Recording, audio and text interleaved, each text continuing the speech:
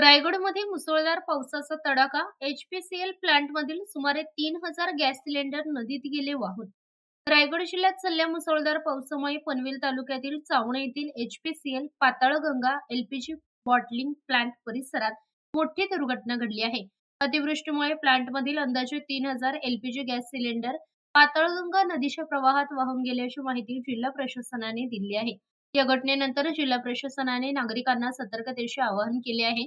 रायगडचे जिल्हाधिकारी किशन जावळे यांनी स्पष्ट केले की नदीत किंवा नदीकाठावर आढळणाऱ्या कोणत्याही गॅस सिलेंडरला हात लावू नये किंवा तो स्वतः जवळ ठेवू नये.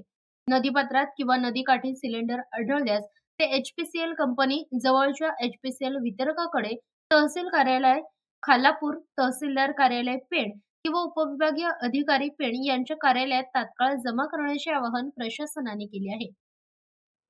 जिल्हा प्रशासन आणि संबंधित यंत्रणांकडून वाहून गेलेल्या सिलेंडरचा शोध घेण्याचे आणि सुरक्षितरित्या परत मिळवण्याचे काम युद्धपातळीवर सुरू असून नागरिकांनी अफवांवर विश्वास न ठेवता प्रशासनाला सहकार्य करावे, असेही आवाहन करण्यात आले आहे. प्रतिनिधी सुरेश पारवे, प्रेस मीडिया न्यूज, रायगड.